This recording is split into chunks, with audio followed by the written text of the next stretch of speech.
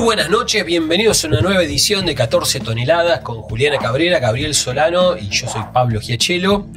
Bueno, aquí estamos nuevamente. Un programa cargado hoy. Cargadísimo, cargadísimo. Y bueno, hay que arrancar por la catástrofe Bahía, ¿no? Sí, sí. Primero, la solidaridad. La solidaridad con todo el pueblo de Bahía Blanca. Creo que al momento que estamos grabando el programa hay 16 personas fallecidas, hay desaparecidos. Y la catástrofe es absoluta. Sí, sí, es absoluta. Hay miles de evacuados, aparte estalló todo el sistema de drenaje. Los compañeros que están allá, hablaba el otro día con Néstor Conte, no puede caminar más de media cuadra saliendo de su casa porque el agua le llega arriba de la cintura. Y si ves una tragedia natural, como se dice, no es tan natural. No es tan natural. Por ejemplo, hoy escuchaba que informes de la UTN, de la Universidad Nacional del Sur, del CONICET, estoy hablando de tres organismos prestigiosos. CONICET en 2012. En 2011, 2012, 2013, distintos estudios ya anticipaban que podía pasar esto en Bahía Blanca. Digo, la UTN, la Universidad Nacional del Sur, que es la que tiene sede en Bahía Blanca, y el CONICET. Sí. O sea, tres organismos. Que en general son atacados por el gobierno con el de financiamiento y todo lo demás, pero son los que previeron, y ninguno de los gobiernos que estuvo desde el 2011, 2012, 2013 a esta parte. Ahí estuvo Scioli, que es kirchnerista, mileísta. Sí. Estuvo Vidal, que es macrista. Mileísta. Estuvo Kicillof, que es kirchnerista de Kicillof. Y nadie hizo nada. No. Y aparte, también sumemos a lo de los organismos que el servicio meteorológico también fue muy golpeado por la política de este gobierno con despidos. Y aparte, esta nueva inundación, esta nueva catástrofe, tiene lugar apenas poquito más de un año después de la gran inundación de diciembre de 2023. Sí, que fue una gran... Sí, fue 16 de diciembre. Una tormenta, tuvo mucho huracanada, sí. Pero bueno, y la ayuda no está llegando, salió por todos los medios que los vecinos que le fueron a reclamar a Burrich y a Petri, que dijeron, tuvimos 45 minutos nada. O sea, que el tiempo que tiene el gobierno para destinar a Bahía Blanca son 45 minutos. Tuvo más tiempo con Majul que en Bahía Blanca, digo, para que se den cuenta. Entonces los vecinos fueron a reclamar y Burrich dijo, son del Polo Obrero. Sí. Realmente no sabemos quiénes son, tienen todo el derecho a reclamar. El Polo Obrero es muy grande. Capaz que había un vecino del Polo Obrero con un vecino que no era del Polo Obrero. La gente quiere comer, la gente quiere cosas frescas. La asistencia elemental para sobrevivir a esta situación. Así que... Ahora, esto que decía Juli, el gobierno puso al frente del Servicio Meteorológico Nacional a alguien sin experiencia. Y los propios trabajadores señalaron, cuidado, porque aquí es decir, puede haber buenas intenciones, todo lo que fuese, pero quien pusieron acá en un nombre de que está ad honorem. Sí, hay que ahorrar ahí. Claro, hay que ahorrar ahí. Sí, la motosierra pasó por el servicio meteorológico y hay reclamos, se despidió trabajadores y pusieron al frente del servicio meteorológico a alguien que no tiene la capacidad técnica. Sí, pero a pesar de eso, hubo alertas meteorológicas. No es que no las hubo, porque Burri dijo no las hubo. Incluso eso llevó a que hasta cierto punto una cantidad de vecinos tomen ciertas medidas. Lo que pasa es que después parece que de lo que pasó en el 2023 hay todo el tiempo alertas. Entonces en un momento cuando hay tantas alertas pierde efectividad. Pero bueno, es gravísimo y recién hablaba con Eduardo Beriboni y él me decía que se lanza una campaña en los barrios, una campaña muy relámpago porque hay que llevar cosas para allá, para todos los vecinos. Y también hay que hacerlo en las fábricas, en las facultades, en los colegios. Ya que el Estado no asiste como tiene que asistir, apelemos a la solidaridad del pueblo argentino para tratar de hacer colectas en todos lados, en los locales también del Partido Obrero a disposición y llevar las cosas para allá. Hay que ayudar al pueblo de Bahía Blanca. Totalmente. Está muy bien. Bueno, pasando un poquito de tema, se está armando lo de los jubilados del miércoles, una gran movida con la participación de las hinchadas, ¿no? Prendió la llama Chacarita. La barra de Chacarita, la hinchada de Chacarita. Y se fueron sumando todas. Aparte se suman los motoqueros, se suman los de kickboxing. Son buenos, profesionales. Son útiles. Así que si alguien tiene temor de participar el miércoles, no se preocupen, vamos a estar protegidos. Claro. Los kickboxing me interesa, hay que estar atrás de kickboxing. No, está tomando mucho relieve, con lo cual, bueno, todos comprometidísimos a ir el miércoles a bancar a los jubilados. Y aparte esto motivó un ataque facho de parte de La Derecha Diario contra nuestro compañero Agustín Ramal. Le mandamos también un abrazo. La solidaridad fuerte. para Agus. Lo bancamos mucho.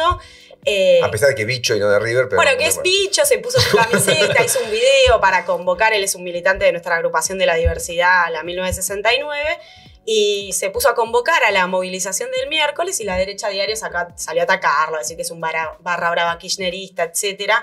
No entienden nada lo de La Derecha Diario. No es ni barra brava ni kirchnerista. No, y es hincha del peor. Lo que muestra es un intento desesperado por desprestigiar la convocatoria que está creciendo muchísimo en adhesión popular. La del miércoles. Ayer en el mismo reportaje que Burrich dijo que era de Polo Obrero, dijo una cosa terrible, que a los hinchas de fútbol que vayan el miércoles le aplica el derecho de admisión. ¿Derecho de admisión? Para entrar a la cancha de fútbol. Ah, de locos. Ah, no, es terrible. Claro, sí, pero aparte el derecho de admisión está armado contra las barras bravas. Claro. Ese es el espíritu original. Las barras bravas no van ni el miércoles, porque las barras bravas son mercenarios.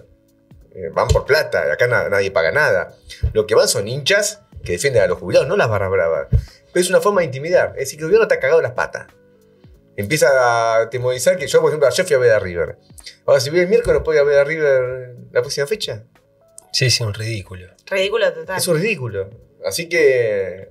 No, lo del miércoles tomó mucho impulso y en Palma con una movilización que votó el plenario de Morbillo.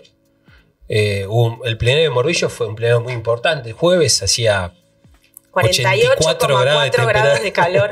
Una locura total, pero se la bancó el activismo combativo para solidarizarse con los trabajadores de Morbillo que siguen ocupando, defendiendo el puesto de trabajo, defendiendo la continuidad de Morbillo, una lucha muy importante.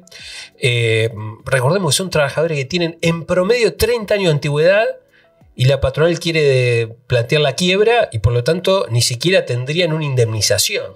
Una quiebra aparte rara porque ningún acreedor la pidió. O sea, es una quiebra que la justicia, el juez rechaza la quiebra porque no hay fundamento para la quiebra. La pide la propia patronal. La patronal pide la quiebra, pero ningún acreedor lo pide. Si estaban cobrando hasta ahora. Y la Cámara Civil o Comercial, creo que es, interviene rápidamente para corregir al juez y le da la quiebra a Morbillo. Pero quienes estuvimos ahí pudimos ver que Morbillo, digo, para que los que no conocen, es una fábrica que tiene 2 manzanas. Sí, gigantesca. Gigantesca. Entonces está en juego los 210 puestos de trabajo y también está en juego la unidad productiva. Porque uno piensa que Argentina no necesita talleres gráficos de semejante magnitud para hacer, no sé, libros, manuales escolares. Por supuesto que necesita. Entonces no se puede dejar caer un emprendimiento productivo de semejante envergadura y desde ya tampoco perder 210 puestos de trabajo. Entonces hay que apoyar a Morbillo con todo. Y vamos a salir el miércoles para ir a los jubilados, pero salimos desde la Unión Industrial con la bandera bien en alto a las 4 de la tarde, con la bandera bien en alto de los trabajadores de Morbillo, peleando por la continuidad laboral, en defensa de los puestos de trabajo, etc. Así que matamos 2 pájaros de un tiro. Con los jubilados, y vale mencionar que también va a participar el SUTNA, el Sindicato del Neumático. Un contraste brutal con la CGT que no abrió la boca. Son los únicos, parece que hasta ahora no convocan. Pero bueno, el sindicato... Qué vergüenza CGT, ¿no? Convoca lo de Kimboxy, convoca convoca todo. Sí, convoca, yo qué sé, los talabarteros de Caramuchita. ¿Y por qué no los criadores de, no sé, de Coballo? ¿Y la CGT? ¿Y la CGT no? ¿Dónde está la CGT? Es de loco. A ver que hace una campaña. ¿Dónde están? El nivel de tradición de la CGT. Sí. Es inaudito. Es inaudito.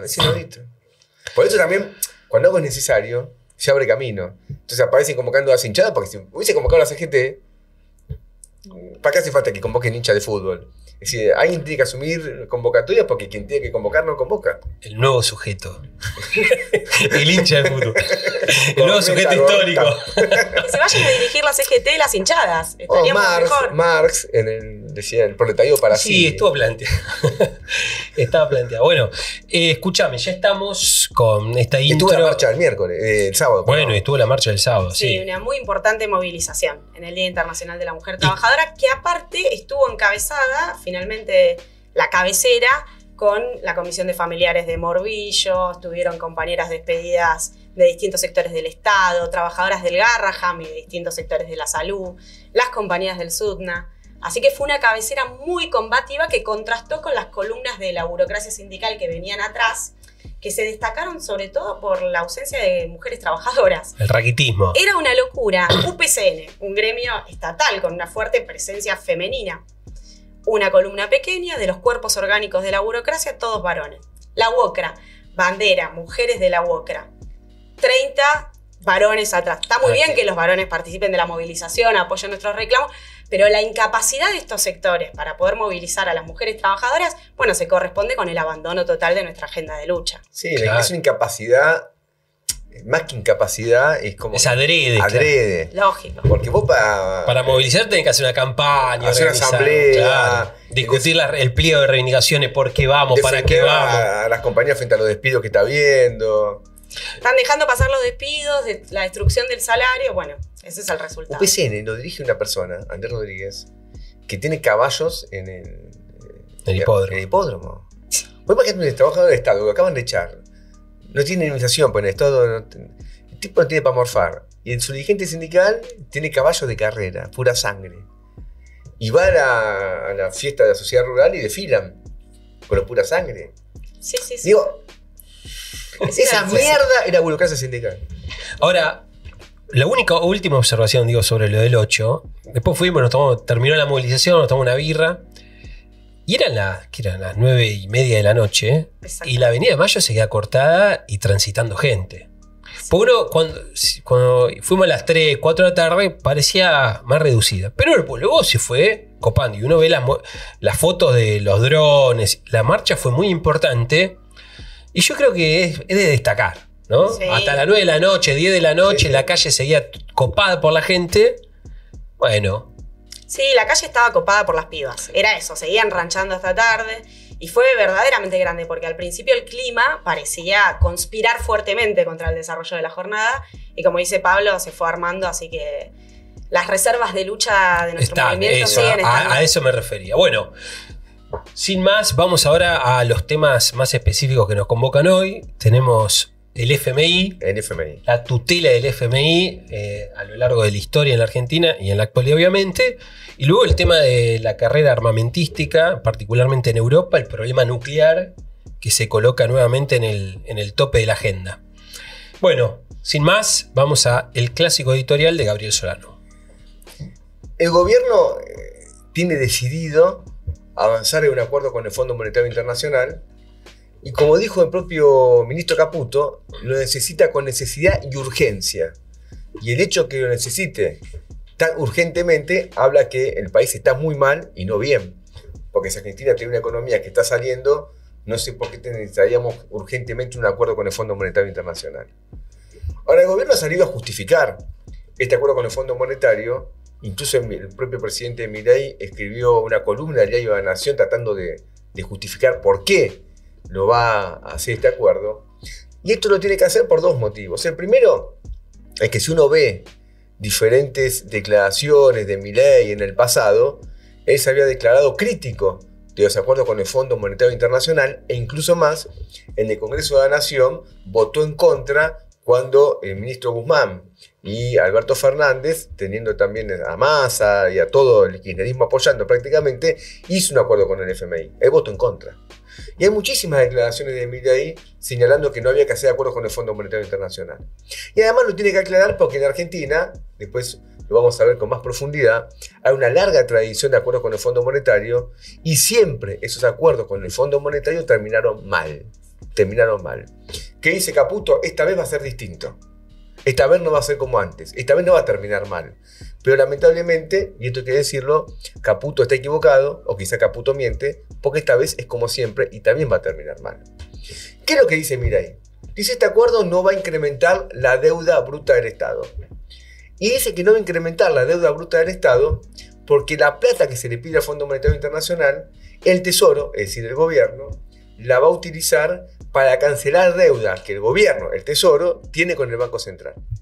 Entonces dice, va a ser una especie de operación de simplificación.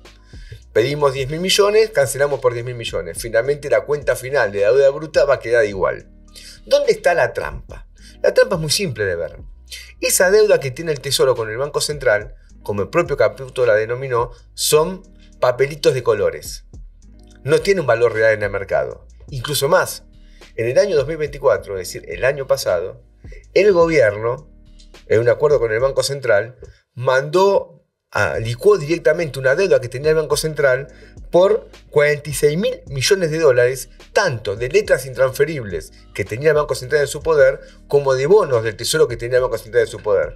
Es decir, que directamente mandó a pérdida 46.000 millones de dólares, mostrando que esa deuda que tiene el Banco Central con el Tesoro es una deuda que no se paga, son papelitos de colores, y por lo tanto no puede de ninguna manera compararse con una nueva deuda con el Fondo Monetario Internacional. Y no se la puede comparar por cosas muy simples. La deuda con el FMI paga intereses altísimos, del 7% anual. Desde que en su momento Caputo y Macri pidieron esta deuda de 46.000 millones de dólares con el FMI, llevamos pagado de intereses 12.000 millones de dólares, mostrando que es una deuda que se paga y se paga con intereses altísimos. En cambio, nunca se ha pagado intereses al Banco Central por estas letras intransferibles. Además, la deuda con el Banco Central es una deuda que se tiene legislación local. En cambio, con el FMI es una deuda con legislación internacional. Y agregando otro hecho importante, la deuda con el Fondo Monetario no admiten quitas. No admiten quitas como sí puede tener una deuda con un privado, que se haga una renegociación y pueda haber una reducción, por ejemplo, de capital, o una reducción de la tasa de interés, o un alargamiento de los plazos de pago. Con el FMI no se permiten quitas. Entonces, no solamente es falso que no se incrementa la deuda, sino que pasamos a tener una deuda que hay que pagar, que estamos pagando, que llevamos pagado 12.000 millones de dólares y va a tener una tasa altísima de interés del 7% anual y que aparte no permite quitas y tiene jurisdicción de tribunales internacionales. Entonces acá Milei y Caputo están mintiendo olímpicamente. Vamos a un nuevo endeudamiento del país. Ahora, este acuerdo que dijo Milei el otro día vamos a mandar al Congreso y finalmente no lo va a mandar al Congreso, sale por un decreto de necesidad y urgencia, no se conoce su contenido. Es clandestino, es secreto, no solo para el Congreso, sino también para el pueblo argentino. Y es llamativo que sea secreto porque el pueblo argentino es el que tiene que pagar finalmente las costas de ese acuerdo, pero no se lo puede conocer. Tenemos un gobierno que ha pasado a la clandestinidad en acuerdo con el FMI, negándole al pueblo argentino el derecho a conocer en qué consiste el acuerdo. El periodista Marcelo Bonelli publicó el día viernes en Clarín una nota que dice que tiene información confidencial que me explicaría cómo seguía el acuerdo. Preste atención, es un tema técnico, pero vale prestar atención. Dice que el FMI le daría plata al gobierno, no solo para renegociar los pagos que ya tiene, sino un dinero extra, pero que la condición que pone para ir ejecutando los desembolsos es que se incremente la reserva del Banco Central, algo que no está ocurriendo. ¿A qué costo del dólar? ¿A qué precio del dólar? Eso lo va a establecer el gobierno. Y como el gobierno no puede acumular reservas porque tiene planchado el valor del dólar, para incrementar la reserva va a tener que devaluar la moneda. Y si no devalúa la moneda, el acuerdo con el FMI de hecho cae porque los desembolsos estarían atados justamente al incremento de las reservas. Si era como dice Bonelli, no sabemos. Porque, insisto, el acuerdo es clandestino.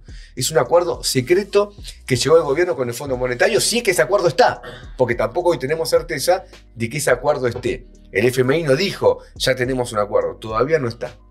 Y el hecho de no mandarlo al Congreso no solamente incumple una ley vigente que obliga al Congreso a aprobar los endeudamientos del Estado, sino que se hace por DNU sabiendo que es muy distinto el procedimiento. Porque el DNU, para que no entre en vigencia, debe ser rechazado por ambas cámaras. O incluso si no se tratase, si las cámaras no logran el quórum para tratarlo, el DNU sigue vigente. Entonces tendríamos un endeudamiento directamente armado por un decreto de necesidad de urgencia que podría ser un endeudamiento adicional por 20.000 millones de dólares, de acuerdo a lo que se está circulando en la información periodística. Es un endeudamiento muy significativo, muy pero muy significativo.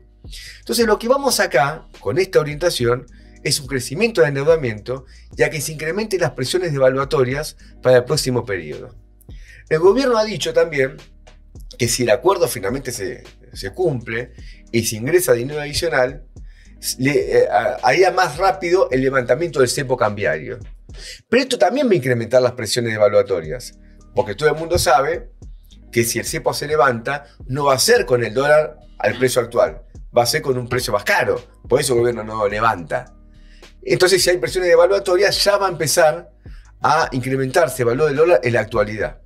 ¿Y en qué contexto? En un contexto en el cual el gobierno no solamente no acumula reservas del Banco Central, que siguen siendo negativas más o menos por 5.000 millones de dólares, sino que de hace 8 meses para acá, la cuenta corriente que tiene el Banco Central es negativa. Es decir, que a Argentina se van más dólares que los que ingresan. Y esto incrementa las presiones devaluatorias del tipo de cambio. Y si todo el mundo sabe, se devalúa la moneda, ¿qué es lo que va a pasar finalmente? La inflación va a volver a subir. Y si la inflación vuelve a subir, el gobierno pierde las elecciones de octubre. Por eso es tan estrecho el margen por el cual camina Milei. Ya la inflación de febrero, que el gobierno pensaba iba a ser por debajo del 2%, no va a ser por debajo del 2%. Lo cual hay que verlo con mucha atención, porque el gobierno bajó del 2% al 1% la devaluación del tipo de cambio oficial. Y al bajar del 2 al 1% la devaluación oficial, parecía que la inflación iba a caer más, y no va a caer más. Si este mes, el de febrero, que se va a conocer en marzo, no cae más, es porque se incrementó mucho, especialmente el precio de la carne y el precio de los alimentos. Y en marzo subió muchísimo el precio de los útiles escolares, por el comienzo de las clases. Es decir, que seguimos teniendo un incremento de la inflación muy fuerte, incluso aunque se la mida mal, mientras los salarios y las jubilaciones crecen por debajo. En el caso jubilatorio, hay que tener en cuenta lo siguiente. Por el congelamiento desde hace un año del bono de los 70.000 pesos, las jubilaciones en los 3 primeros meses del año van a tener un incremento del 1,8 por debajo de la inflación. Es decir, que se siguen licuando. Después del 10% que perdieron en promedio en el año 2024, ya en los primeros 3 meses del año perdieron el 1,8%. Y está pasando lo mismo con los salarios. Entonces, tenemos presiones devaluatorias que van a incrementar la inflación, pero mientras todavía se mantiene todo este esquema con alfileres, siguen perdiendo los salarios, siguen perdiendo las jubilaciones. Esto explica desde ya que los consumos masivos en los supermercados siguen por el piso. Se incrementaron los consumos de bienes durables gracias a la compra con tarjeta de crédito. Pues esas compras con tarjeta de crédito en el futuro van a impactar en el consumo negativamente, porque hay que pagar la cuenta de la tarjeta. Y el consumo masivo en supermercados cayó 10% en enero, y todo hace pensar que en febrero los números están cerrando de manera similar. Entonces, ¿qué es lo que tenemos? Lo que tenemos es un gobierno desesperado que busca el salvataje del Fondo Monetario, que lo hace de manera clandestina porque no quiere darle publicidad a un acuerdo, cuando el pueblo tiene derecho a saber de qué se trata, y cuando las variables económicas del gobierno están cada vez de manera más preocupante. Déficit negativo de la cuenta corriente, salida de dólares, y lo que ingrese de dinero posiblemente termine siendo una devaluación monetaria, porque si es como dicen los diarios, el ingreso de ese dinero va a estar atado a un incremento de las reservas que solo se va a lograr con una devaluación monetaria. Entonces es importante acá tener en cuenta cómo van a actuar las distintas fuerzas políticas. ¿Cómo van a actuar? El hecho de que se haya mandado al Congreso no el proyecto de ley, sino el decreto, obliga otra vez a los bloques políticos a fijar posición. Y el gobierno tiene la certeza de que el decreto no va a ser volteado porque va a contar con el acuerdo de la llamada oposición dialoguista, sectores de Pichetto, de radicalismo, de lo que ya conocemos, y si esto no alcanzara, va a contar con el apoyo de los gobernadores peronistas, como contó con el apoyo de los gobernadores peronistas para las leyes que se tuvieron que aprobar en el último periodo. Entonces el gobierno cuenta con la complicidad del Congreso. Pero tenemos que salir a la calle para hacer acuerdo con el Fondo Monetario. Porque es un acuerdo que conspira contra el país, que nos lleva a una nueva bancarrota, porque esta vez no es como dije Caputo, no va a ser distinto, va a ser igual que antes, y porque este acuerdo con el Fondo Monetario va a ser más ajuste contra el pueblo. Así que desde acá, de 14 toneladas, nosotros no solamente rechazamos el pacto con el FMI, sino que llamamos a salir a la calle para rechazarlo, no solo en el Congreso, sino especialmente con la movilización popular. Muy bien. Vos tenés todo un informe preparado acerca del papel que ha jugado el FMI a lo largo de la historia argentina. Efectivamente. Con el FMI, todos los gobiernos, Gabriel lo decía recién, las fuerzas políticas en el Congreso estamos acostumbradas a verlas postradas frente al gobierno de Javier Milei, habilitándole las principales leyes contra el pueblo. Pero si uno revisa la historia argentina, también ve que ha sido parte de todas las fuerzas políticas que gobernaron, han recurrido en algún momento. De hecho, Argentina se integra al Fondo Monetario en el año 1956 y adquiere su primer préstamo. Con los gobiernos de la Libertadora. Exactamente, con los gobiernos de la mal llamada Libertadora, esa revolución reaccionaria, derechista. Contrarrevolución. Esa contrarrevolución, ya que estamos ajustando términos. Y en el año 1957 efectivamente toma su primer crédito. Es decir, que ya desde aquella época que nosotros venimos arrastrando lo que es el lastre del endeudamiento, porque si uno mira, bueno, todos los acuerdos que se firmaron con el fondo eran justificados en nombre de sentar las bases para un crecimiento productivo y la mar en coche, pero efectivamente lo que hemos tenido a lo largo del tiempo es mayor endeudamiento y una fuga de capitales incesante. Miren, yo les decía, en 1957 es el primero, toda esta etapa de lo que se llamó el periodo de la industrialización por sustitución de importaciones. Bueno, con Aramburu en el 57 un préstamo por 75 millones de dólares. Luego, tengamos en cuenta que en el mundo hubo mucha inflación en dólares. Sí. Hoy 75 millones, Julián Álvarez vale más. Pero en ese momento era un número, era mucho dinero. Era un número importante. Sí, sí. Y aparte se recrudece porque es como una seguidilla. Por ejemplo, en 1958 hay otro, un stand-by. Argentina firmó a lo largo de todo este periodo 28 acuerdos con el Fondo Monetario. Y ustedes saben, hay de distintos tipos, de mediano plazo, de corto plazo.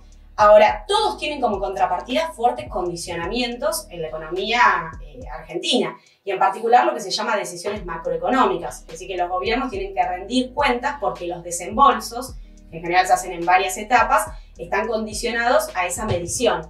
Incluso algunas se miden de manera cuantificable, cuando son los a mediano plazo, por ejemplo. Y más largo es el plazo de devolución de los pagos, mayor es ese condicionamiento y las imposiciones en materia de reformas estructurales y controles del proceso político y económico. Es decir, ABC, acuerdo con el Fondo Monetario Internacional, es lo contrario por definición a la soberanía de un país como el nuestro. Y Argentina incluso ha sido de los países que recibió los préstamos más importantes comparado con el resto de Latinoamérica por parte del Fondo Monetario. Entonces, yo acá tengo un largo detalle, tampoco lo quiero ser tan aburrido de los montos, los años, pero son tantos. Tiene algunos como ejemplo.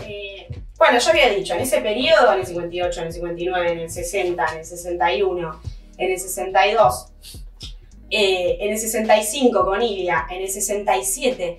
Después vino un salto muy grande con la dictadura militar. Y previo a ello, en el 72, también se firma un nuevo acuerdo. Y en el 74, que hay un cambio de signo político porque asume el gobierno de Cámpora y luego viene el de Perón, si bien el peronismo tenía un contenido discursivo anti-fondo monetario y toda una épica que defendía de tipo antiimperialista, exactamente, rápidamente Cámpora repaga un primer tramo de ese acuerdo que había sido firmado en el año 72. ¿Es que en los 45 días que gobernó? Sí. A veces no lo sabía, mira. Hoy aprendí algo. Y luego, ya no con Cámpora, sino con Perón y con Celestino Rodríguez, se utiliza la parte de la reserva en oro que había sido acordada en el 72. Ahí viene de la mano del Rodrigazo, la inflación, todo lo que ya conocíamos.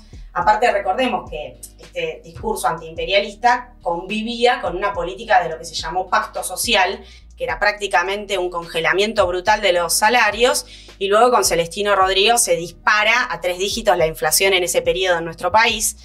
Pero bueno, toman las reservas en oro y ahí, recuerden que yo decía, cada desembolso eran nuevos condicionamientos, con lo cual bajo ese periodo del gobierno, que luego concluyó con Isabel Perón, hubo un fuerte condicionamiento y monitoreo del FMI a las distintas medidas que se iban tomando acá en la Argentina.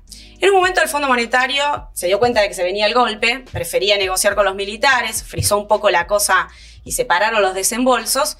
Y cuando se produce el golpe, ni bien asume el gobierno de Videla, Viola, Galtieri, empezó la joda loca de los acuerdos con el Fondo Monetario que hicieron pegar un salto extraordinario en el endeudamiento del país. Miren, apenas asumió Videla, antes de que haya formalmente un acuerdo, hubo un primer giro del FMI por 100.000 millones de dólares. Luego se firmó el octavo stand-by, que es uno de estos tipos de acuerdo a mediano plazo, por 300.000 millones de dólares. Este fue el mayor hasta el momento. 300 millones de dólares. El mayor, yo decía, el mayor hasta el momento préstamo que otorgó el FMI a cualquier país latinoamericano.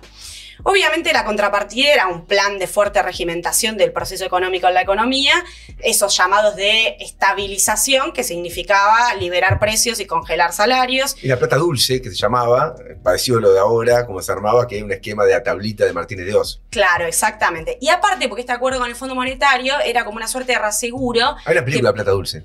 Que no la vi. Tomemos nota, que posibilitó un fuerte endeudamiento con los bancos, y claro, particularmente bancos norteamericanos, bancos europeos, bancos japoneses, que eso llegó a la friolera de $1.000 millones en el año 1976. Bueno, hubo nuevos acuerdos en el 77, en el 80, en el 81 nuevamente, que produjeron, yo decía, un vigoroso crecimiento del endeudamiento externo, del cual se hizo cargo íntegramente luego la democracia. Exactamente, en el 83 con Alfonsín, en el 84 nuevamente. De hecho, el FMI discutió con Alfonsín el punto fino de lo que fue el Plan Austral, por ejemplo. Hay un libro que llamo a leerlo, de Juan Carlos Torres, que se llama, no me acuerdo, El Quinto Piso. Diario de una temporada en el Quinto Piso. Él es un sociólogo, tiene libros buenos, pero él era asesor de Surruil. Surruil era el ministro de Economía de Alfonsín. Y demuestra cómo fue toda la negociación del FMI con Alfonsín. Es interesantísimo el libro. La conclusión es ultraderechista de Juan Carlos Torres. Yo no la comparto. Pero está muy bien escrito y la información que tiene es pero muy valiosa. Cristina lo promocionó. Bueno, se vendió mucho el libro. Yo lo compré, es un libro, pero vale la pena leerlo. Porque antes estaba Grispum. O sea, Alfonsín asume con un ministro que era más crítico del Fondo Monetario. Y después pasa a Surruil, que es del FMI directamente. Y no, disculpen, demuestra cómo fueron las negociaciones incluso latinoamericanas. Es interesante porque en un momento no solamente había tensión en Argentina con el Fondo Monetario, lo había con Brasil, lo había con México, lo había con Perú, con varios países.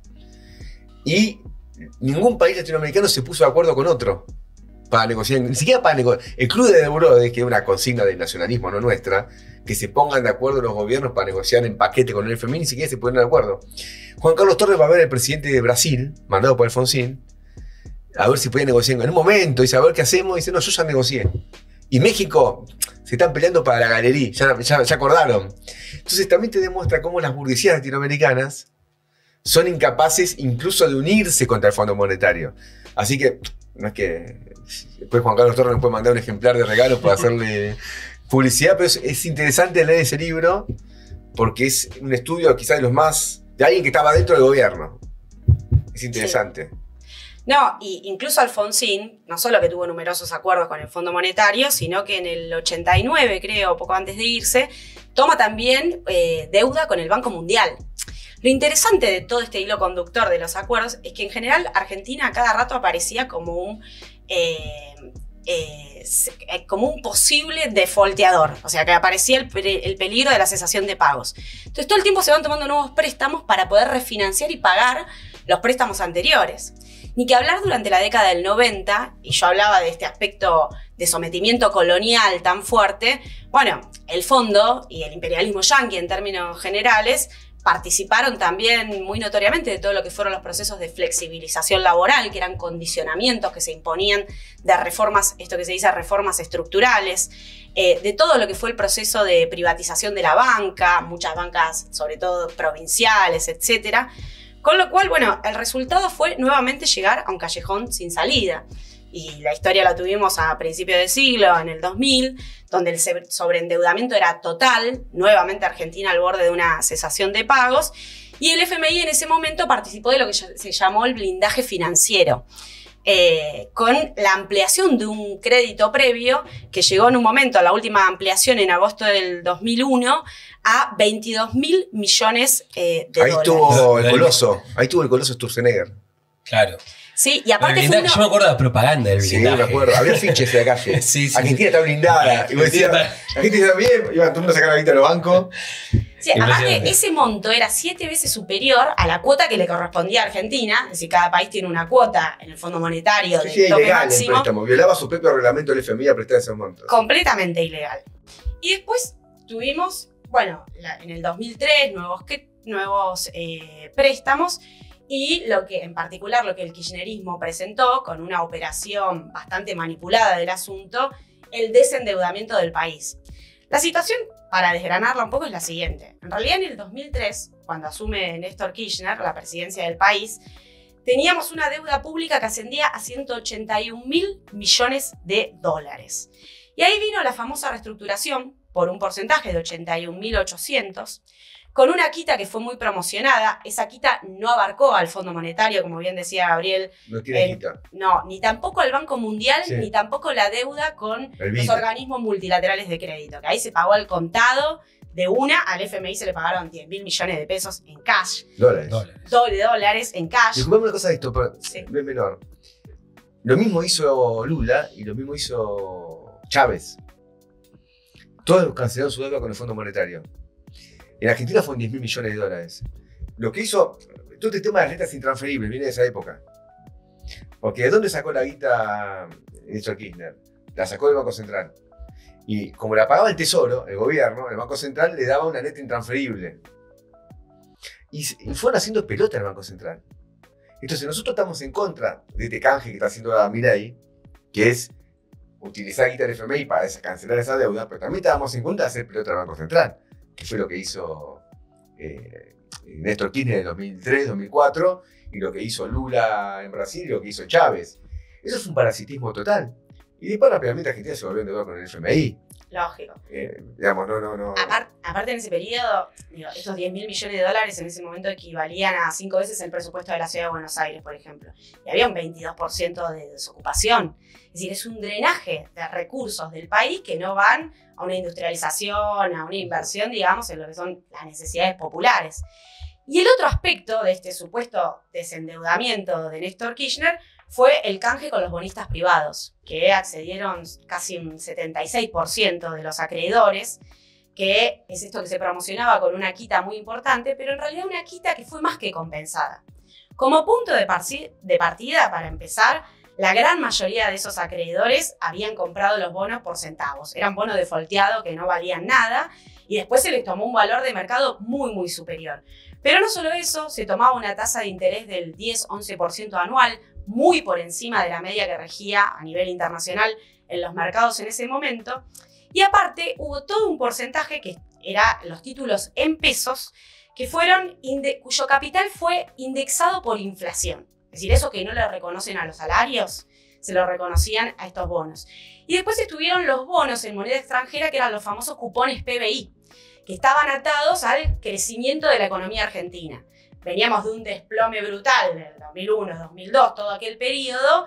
Había una suerte de recuperación a nivel internacional de los mercados y eso favorecía a la Argentina en su comercio exterior. Es decir, que se descartaba que iba a haber crecimiento, con lo cual el rendimiento fue millonario. Se calcula que en este sentido se pagaban 1.200 millones de dólares anuales.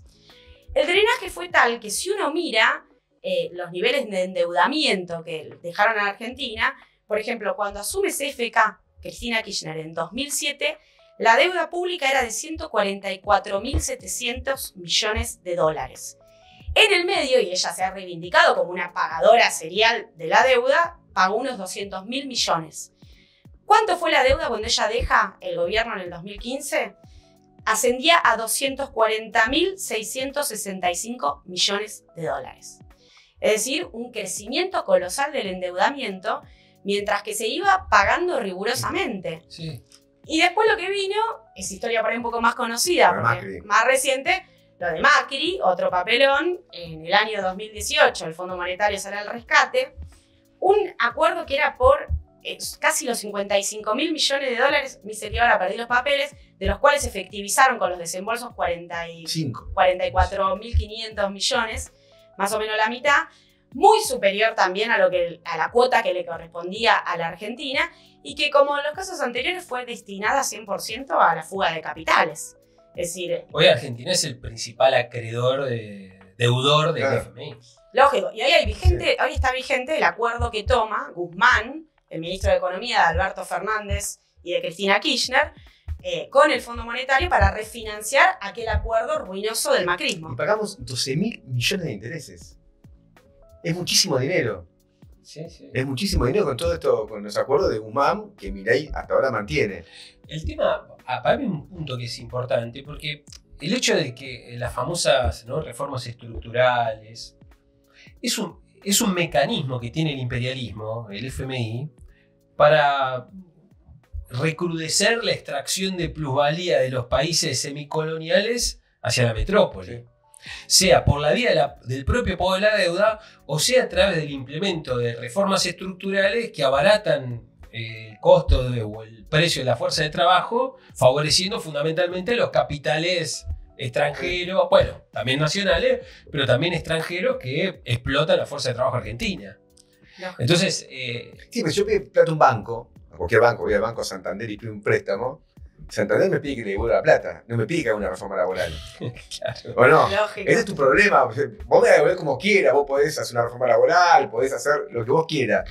Yo quiero que como banco me lo devuelva. El FMI no. El FMI te pide que hagas una reforma laboral, que privatices el Banco Nación, que tengas una ley de tierra que permita la enajenación de la tierra del país, incluso la fronteriza, que tengas una ley de glaciares. Es decir, pero yo te pedí plata, ¿por qué te accedes en tus atribuciones? Lógico, todo lo que nosotros discutíamos, el problema de la hidrovía, el problema de la base china en Ushuaia y demás, la tutela del FMI colabora una presión al gobierno para que todas esas medidas, es decir, lo que no vuelve quizás directamente en plata, vuelve en materia de entrega de los recursos naturales, los recursos estratégicos. Representa un interés de la burguesía imperialista más general que el propio, la propia cuestión financiera del interés que se cobra, que aparte lo cobran. Que aparte lo cobran. A las dos cosas. Porque está ese dato que diste vos, que si uno ve lo que se devolvió, es decir, acá rige lo que se llama el anatocismo, que es la capitalización de los intereses. Argentina sistemáticamente está pagando los intereses, y si uno hace la contabilización, lo que efectivamente le prestaron a la Argentina ya lo devolvió, y lo que estamos pagando son los intereses. Bueno, acá este acuerdo que supuestamente se está llegando, porque no conocemos. Insisto, que el tipo diga no lo vamos a dar a conocer, es de locos. Sí, sí. ¿Por cómo lo vas a dar a conocer un acuerdo que el pueblo tiene derecho a saber? Se supone que hay plata para cancelar los vencimientos, aparte de algo adicional. Eso que te dan para cancelar los vencimientos se paga intereses también. Entonces vos pagás con nuevo préstamo el interés, y bueno, después, cualquiera sabe que en tu tarjeta de crédito personal eso te lleva a la ruina. A la ruina. Total. Y lo mismo pasa con el país. Ahora, hay un elemento más en materia económica que es el cuadro más general de la crisis capitalista mundial. Porque es un dato de hoy. Hoy hemos tenido un derrumbe de las bolsas del mundo y también arrancó mal el Merval, hay que ver cómo termina. Por un lado, por las medidas económicas de Trump, están generando, algo hablamos el lunes pasado, que está generando un ruido muy intenso en Estados Unidos. Y a esto se agrega la declaración que hizo este fin de semana Trump, diciendo que no descarta que Estados Unidos efectivamente vaya a una recesión. Eso hoy los mercados lo recibieron pum para abajo. Y hoy leí un artículo de opinión en el Financial Times que dice, estamos en el momento.com, justo hoy 10 de marzo, se cumplen 25 años del principio del fin del boom de las .com, que 2 años después perdieron el 75% de su valor las empresas, las tecnológicas de aquel momento, que eran las empresas de internet. Y hay una cantidad de señales que recoge de que podríamos estar en el fin del boom de las tecnológicas de Zuckerberg y compañía. Entonces es un momento delicado en el momento de la crisis capitalista mundial, que Argentina entonces no arranca con viento de cola, sino más bien con viento de frente. Sí, con una caída de precios internacionales, con una suba de tasa de interés en Estados Unidos, con una guerra comercial que se transforma en guerra monetaria. Todo eso, por eso lo de Caputo, no sé si vieron que tuvo un lapsus en un reportaje que dijo, estamos muy mal, o estamos peor que nunca, algo así, no me acuerdo la frase que dijo. Y dijo, no, estábamos, usó el verbo tiempo pasado, pero él lo dijo, y esto dio lugar a mucho debate, porque la fragilidad del gobierno en términos económicos es muy grande. Por eso es llamativo que digan, no, esto es necesidad y urgencia, necesitamos el acuerdo con el Fondo Monetario, es decir, que sin acuerdo nos vamos a pique. Lógico, es una confesión. Es una confesión de que estamos en un momento muy malo, pero eso hay que tomar conciencia porque se lo puede derrotar el gobierno. ¿Qué dice la CGT? No, nosotros nos vamos con los jubilados porque el gobierno está fuerte. En una semana porque el gobierno... No está fuerte el gobierno. No está fuerte el gobierno. Lo que le da fortaleza es esa actitud de la CGT, claro, esa actitud de la fuerza complaciente de toda la oposición, incluida la CGT. Así que el miércoles vamos con la remera de River diciendo fuera del FMI. Yo voy con la gimnasia. Bueno, ¿Vos con cuál vas? Yo soy de River, así que... Muy bien. Pero no tengo una de cuando era chiquita. Te presto. Tengo... Bueno, vemos un poquito el cuadro de la guerra nuclear. Esto termina. Pónganse el casco, compañero, que están tirando. Se viene con todo. Los nucleares es el pueblo obrero. Claro. A ver, hubo una cumbre el 6 de marzo. Tenemos una seguidilla de cumbres en Europa. Están muy movida. Están muy movidas, se están reuniendo todos los días para ver para dónde arrancan. Naturalmente está todo asignado porque es lo que pasa con la guerra en Ucrania, ¿no? Haciendo un muy sucinto repaso, Trump tiene un principio de acuerdo con Putin, en gran medida para repartirse Ucrania. Estados Unidos se quedaría con las tierras raras. Putin se quedaría con el 20% del territorio que le usurpó a Ucrania, el Donbass, Crimea, que se lo había ya sacado antes en el conflicto de 2014, etc. Y lo que quedan de garpe acá, naturalmente, es el propio pueblo ucraniano, Ucrania y fundamentalmente Europa, que como accionista menor dentro de la OTAN lo mandaron a freír churros y por el momento no estaría mordiendo en el reparto de Ucrania. No solo eso, sino que queda desdibujada frente a un acuerdo de Trump con Putin, con la mira puesta por parte de Trump para ir por China, y le dice: nosotros no vamos a poner los soldados en Estados Unidos y no va a correr la cláusula 5, que es el corazón del acuerdo de la OTAN, que si los europeos mandan tropas a Ucrania y Rusia invade y hay un conflicto ahí, nosotros no intervenimos. No, digo, un breve repaso de cómo viene la mano. Todo esto es lo que está llevando a las cumbres en Europa para rediscutir el problema del rearme de Europa. El rearme que incluye el problema de un rearme nuclear. El Gran Cuco aparece para todo como relato de la Unión Europea. El Gran Cuco es naturalmente Rusia, que fue la que se atrevió a invadir un país ucraniano, a un país europeo que es Ucrania. Y el acuerdo que tendrían, que salió de esta cumbre del 6 de marzo, es la construcción de una Europa de la defensa, consagrando 800.000 millones de euros para el armamento militar de Europa. Incluso se decidió levantar del 3% al 4,5% el límite máximo del déficit público fijado por las reglas europeas para justamente poder financiar este rearme. Es una millonada. Sí. Mucha plata. Por ejemplo, 800.000 millones de euros, que son 850.000 millones de dólares, casi 2 veces el PBI de Argentina. Sí, aparte, para tomar una dimensión. Ya se está discutiendo que se financie con un ajuste. Bueno, eso es lo que está en el fondo. De la reunión participaron 26 de los 27 países del bloque. Quien no estuvo es Hungría, que está Víctor Orbán, que es prorruso, ¿no? Y por lo tanto se viene oponiendo a todo esto porque estaría en el otro campo del bloque. Junto con esto que se discutió, que Francia coloque su armamento nuclear al servicio de Europa. Es decir, que en una cláusula, una suerte de OTAN europea, que si Rusia tira algún armamento nuclear contra Alemania, cualquiera de los países, Francia sale en apoyo y respondiendo en términos nucleares contra quien haya golpeado contra alguno de los países europeos. Tengamos en cuenta, todo esto fue saludado por todos. Por Merz. Lo de Macron es increíble, porque aparte Macron perdió todas las elecciones que fue. Sí, y ahora está al frente de esto. Ahora, señalemos la democracia, ¿no? Porque el tipo pierde sistemáticamente las elecciones. Sí, sigue al frente de esta línea. Ahora, admitamos, nosotros hicimos un programa especial dedicado a eso el año pasado, que él muy tempranamente dijo: nosotros necesitamos la autonomía estratégica de Europa. Fue etapa de The Economist, rápidamente que estaba dispuesto a mandar tropas a Ucrania. Todo esto es señalado por Macron. En apoyo a esto está Merz. Y buena medida por eso perdió las elecciones. Bueno, en buena medida por eso perdió las elecciones. No hay mandato popular para esto. Totalmente. Eso es importante. Merz, quien acaba de ganar las elecciones en Alemania, apoya esto. Donald Tusk, que es el de Polonia, el primer ministro de Polonia, también defendió eso, la propuesta de Macron y de Francia.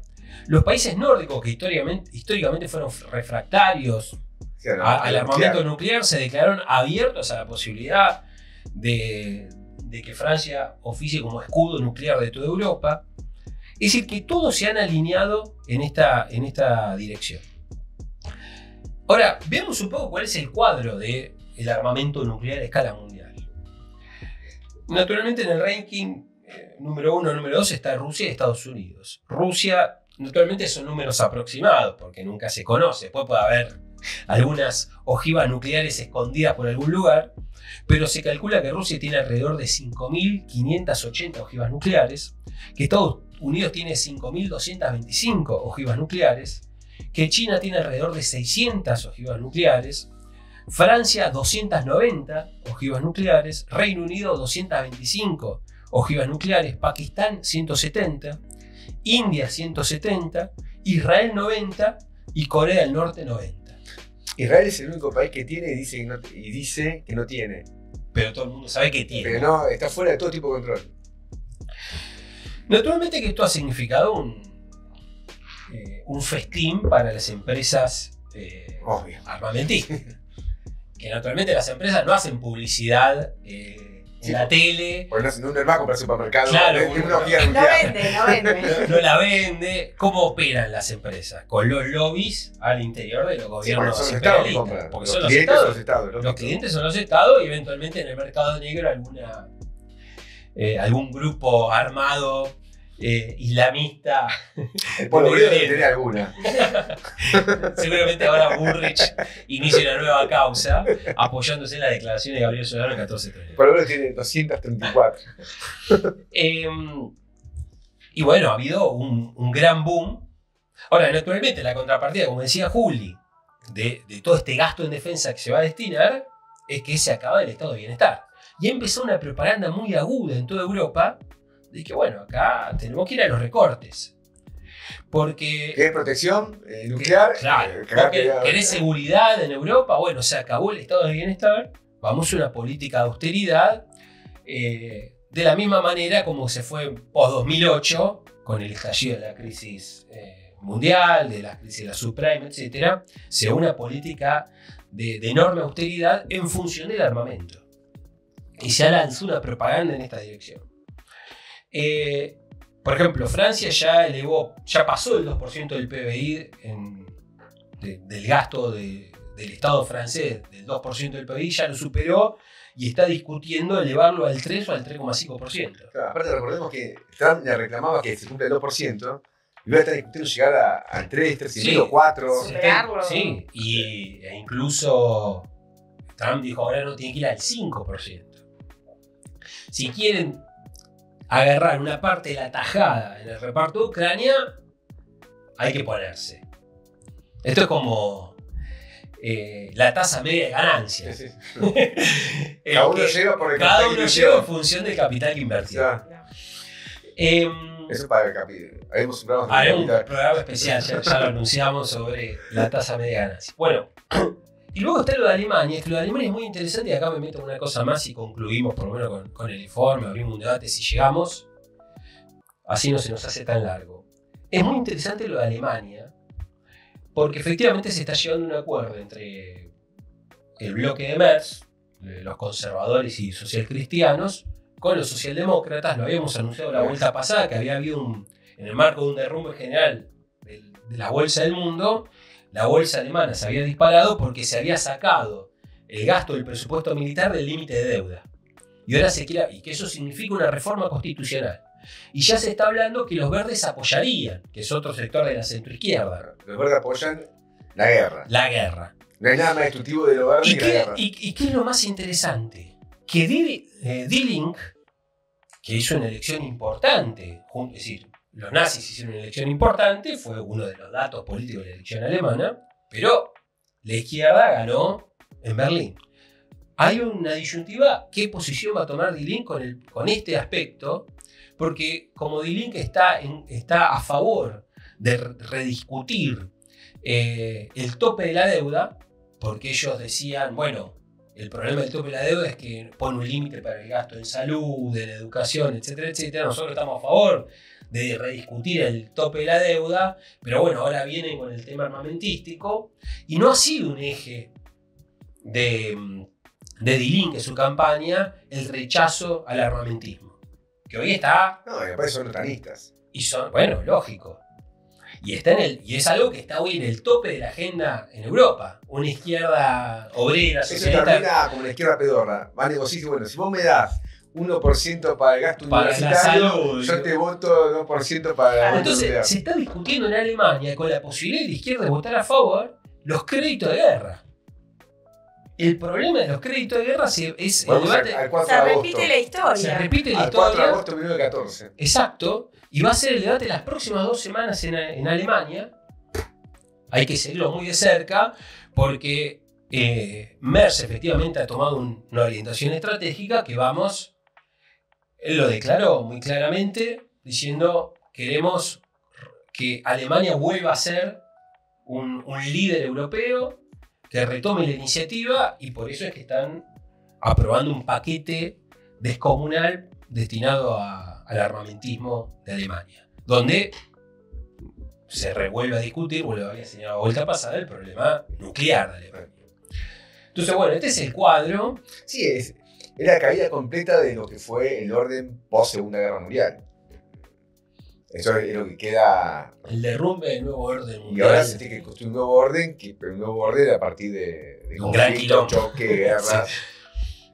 Y acá lo que hace falta es que la clase obrera tome en su mano la situación. Porque si no va a una guerra, cada vez mayor. Y en la guerra lo que va a pasar especialmente es que mueren los obreros y sus hijos. Y algo que ya está pasando, porque la guerra de Ucrania es una guerra muy dura. Sí, de centenares de miles de muertos. Sí. Nunca está claro. Mañana va a haber una charla con el camarada Solano, el camarada Heller y el camarada Facundo Miño. Especialista en temas militares. Especialista en temas militares, ha escrito mucho, tiene buenos artículos, hay que seguirlos. Y mañana va a haber una charla en la Facultad de Filosofía y Letras a las 6 de la tarde. A las 6 de la tarde. Así que vayan. Bueno. Paramos acá, si no nos quedamos tanto, y hay que dar los premios. Acá estoy preocupados. Yo con casco. Está dura. Sí, para el tema nuclear, que el casco no te va a alcanzar. Sí, al sótano. Claro, metete abajo de la tierra. Mucho atún como marra. Sí, mucho atún como marra. Bueno, escuchame, tenemos que dar los premios. Candidatos. Candidates. Bueno, Patricia. Pato es una fija acá. Porque Pato siempre está, es como el sol. Aunque no lo veamos, Pato siempre está. De 2017, desde las 14 toneladas iniciales al día de hoy, siempre está ahí presente Pato. Por la amenaza a los hinchas, por la amenaza a los vecinos de Bahía Blanca. Por difamar el pueblo obrero, por todo.